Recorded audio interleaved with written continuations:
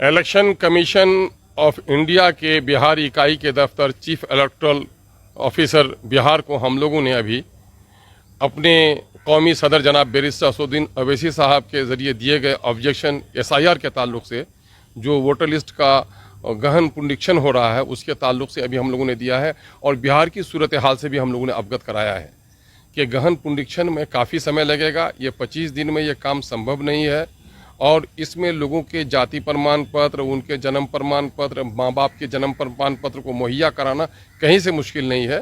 चोर दरवाजे से NRC को स्थापित करने की एक साजिश का हिस्सा लगता है।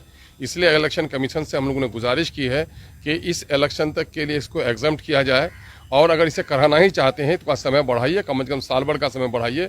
इस वक्त बिहार के आधे हिस्से में, उत्तर बिहार में, पूर्व बिहार में बाढ़ की स्थिति है, नदियां हैं और इस काम के लिए ग्राम से पंचायत के सचिव से लेकर SDO तक की ज़रूरत है और पूरे जगह पर भीड़ लगी हुई है और मजदूर यहाँ पर 70% बिहार का युवा इस वक्त बिहार से बाहर है। मजदूरों की एक बड़ी खेप अभी पंजाब और हरियाणा के खेतों में है।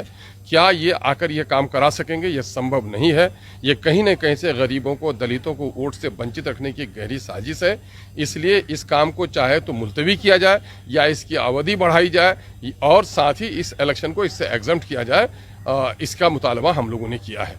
जनाब इंजीनियर आफ्ताब अहमद साहब पार्टी के जनरल सेक्रेटरी, जनाब आदिल हसन साहब यूथ प्रेसिडेंट और जनाब राना रंजीत साहब सेक्रेटरी बिहार, ये हम लोग एक डेलीगेशन के तौर पर अभी अपना जो ऑब्जेक्शन है वो अभी देकर हम लोग आए हैं। और हम लोगों ने ये भी कहा है कि बिहार के आम जनों को समझ में नहीं आ पा रही है बात, BLOज खुद ठीक से नहीं समझ रहे हैं। इसलिए सरल भाषा में उर्दू और हिंदी में कम से कम इलेक्शन कमीशन की तरफ से एक विज्ञप्ति जानी चाहिए ताकि इसके संबंध में सारी चीज़ों का उल्लेख हो और सरलता के साथ लोग उसको जान सकें। नहीं, इसमें तो कोई शक नहीं है कि ये बिहार के लोगों के साथ बहुत बड़ी साजिश हो रही है और शायद उसकी वजह ये है कि केंद्रीय सरकार को उनको पता है कि ये NDA की सरकार शायद बिहार में फिर दोबारा जीत कर वापस आने वाली नहीं है। तो ये साजिश करके वो असल कोशिश उनकी ये है कि वोटर्स की तादाद को ही कम कर दो। इन्होंने महाराष्ट्र में वोटर्स की तादाद को बढ़ाकर इलेक्शन जीता था, बिहार में इनकी कोशिश ये है कि वोटर्स की तादाद को कम करके इलेक्शन जीता जाए। तो ये असल में उसी की वजह से ये हो रहा है कि एक एक वोटर से इंक्वायरी कराई जा रही है, एक एक वोटर से डॉक्यूमेंट्स मांगा जा रहा है और उसमें एक बड़ी तादाद जो है कम से कम 3 करोड़ तो बिहार के लोग ऐसे हैं जो बिहार से बाहर रहते हैं। अब वो सारे लोग जो है तो दौड़ दौड़ कर आना शुरू किए हैं बिहार में और दफ्तरों में इस वक्त भीड़ लगी हुई है डॉक्यूमेंट्स को जमा करने के लिए। माँ बाप के जन्म पत्र को मांगना चाह रहे हैं, ऐसे डॉक्यूमेंट्स मांग रहे हैं जो लोगों के पास है नहीं। तो असल में मकसद वही है कि ये लिस्ट से नाम लोगों को कटवा दिया जाए।